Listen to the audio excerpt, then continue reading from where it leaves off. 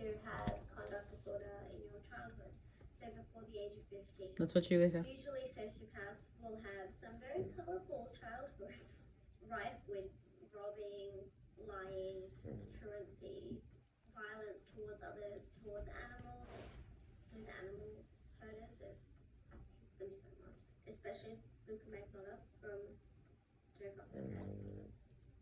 Anyway, so you need those childhood delinquency to be diagnosed as an adult. They don't give you a diagnosis before 18 because your brain isn't fully formed. It isn't at the point where they know it's stable, it's no, like, where it's not going to change and develop into something, more empathetic. Or think about it, children are the biggest narcissists on the planet. They're very sociopathic as well because their only interest is themselves. But this is something they grow out of. People with ASPD do not grow out of it. It definitely has to be present in early life to be diagnosed with it later. So I don't think you can develop it at 19. I just want to clarify, you don't necessarily need to have been diagnosed with conduct disorder professionally by a therapist at 15, but if you have a history of behavior, like it's in your parents' memory, it's probably on your school records, it's going to be, some people have a criminal record, but you will see that pattern of behavior. It's just completely necessary. Not a necessary diagnosis, but the behavior has to be there. Is there any recommendable unprejudiced literature about sociopathy? Yes, The Wisdom of Psychopaths. If there's any books that are not written by psychologist, I believe. somebody that can relate to it, the experience, has written the book. I've been looking for that. Amygdala Spectre. Yeah, check that out. It's really positive. It's fantastic. Why do you use the term sociopath? From what I understand, it's not a medical term and never has been, and adds the negative connotation to ASPD. Just wondering if that's true and why you use it over ASPD sometimes. I will actually be speaking about this in a longer video, the one that I'm doing next week after I go and hound some people on the street and ask them about their notions of sociopaths, psychopaths, and narcissists. This is very important to me. Obviously the words sociopath and psychopath can cause immense damage to a person's reputation, but I use them in this context because I know that people out there do not know what antisocial personality is. So they're not going to be searching up antisocial personality disorder. It's very rare that they will be doing that. They will always be searching how to deal with your sociopathic ex, your sociopathic boss, your narcissistic mother. And so I go with these buzzwords because I want to pull people in with that buzzword, but then keep them around to educate them about what is actually going on under the surface, which is antisocial personality disorder. That's smart. Obviously a disorder that's been deeply maligned by society and by everybody, really, without anyone actually bothering to see how we feel about it. So it's a good way to ease people into the concept of it. But again, I do think it is negative, and I will be eventually slowing it down once people do understand that it's ASPD that we're talking about. I understand that sociopath and psychopath are not medical terms. They're definitely not medical terms, especially not in the DSM-4 or the 5.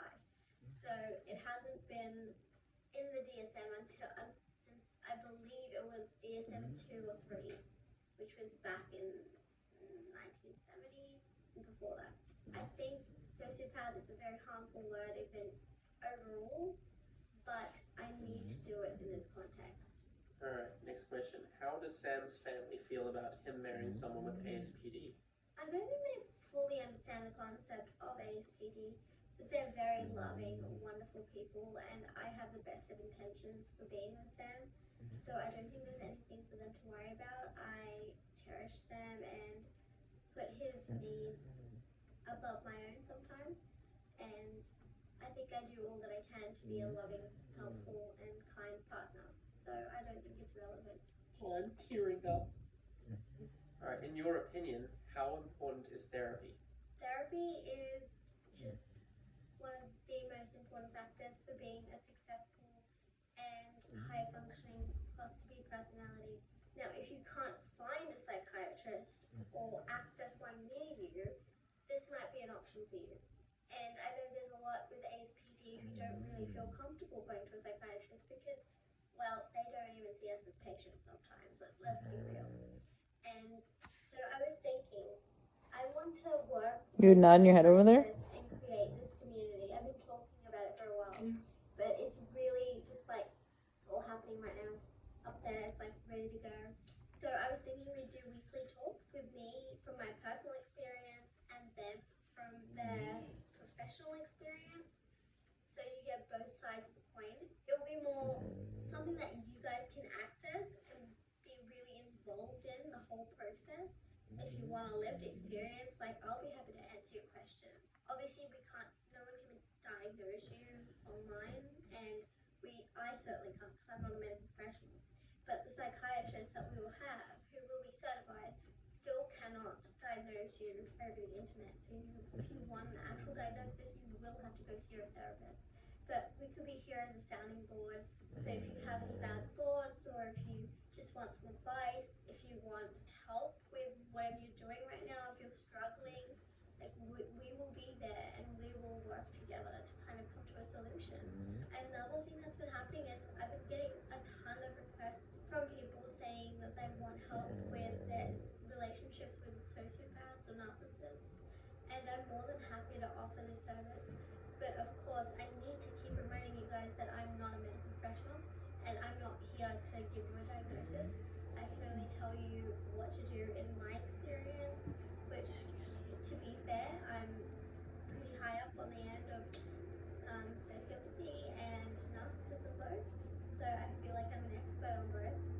But obviously, I'm not a scientific expert on both. There's people who just want the real, one-on-one chat.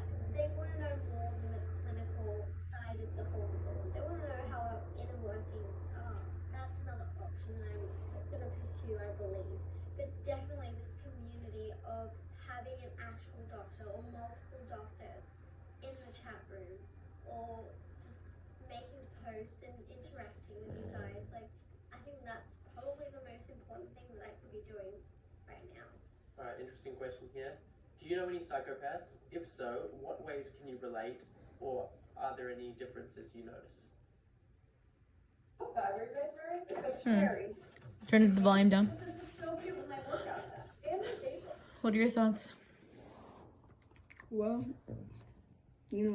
part of the reason I don't want to mask for like therapist stuff is, like they know what that is, and they see like therapists will know that we're like different. But what is a therapist gonna do? Tell me. I already know. That's the cycle of it. Yeah, I know you know what they're doing, but I'm saying the reason I don't want to mask is because they see us like differently. Like That's how they're gonna help you, though, right?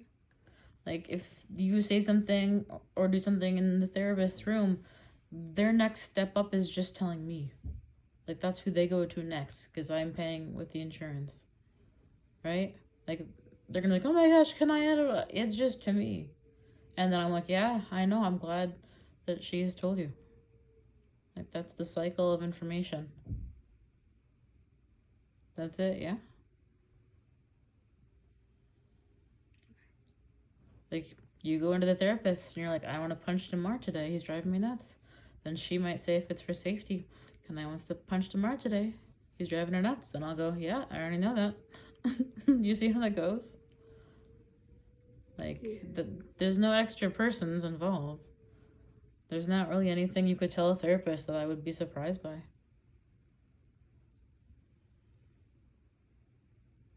That's why I've been telling you guys, just talk to your therapists for real.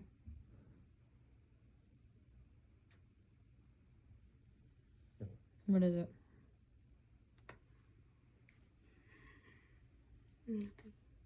Sorry, Damar over there, always getting used as the example.